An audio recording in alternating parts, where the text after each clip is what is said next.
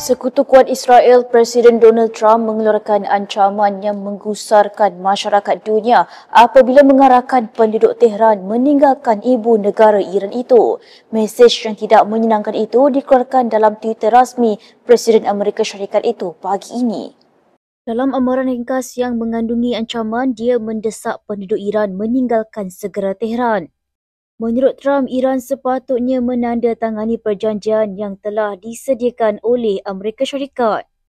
Sekali lagi, sekutu kuat Presiden Israel itu berkata Iran tidak boleh memiliki senjata nuklear selepas mengeluarkan amaran sama berulang kali.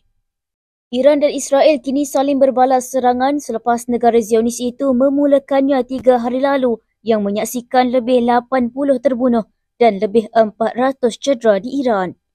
Sementara serangan peluru berpandu Iran mengenai sasaran di Israel yang turut menyebabkan lebih 15 orang terbunuh dan lebih 300 lain cedera.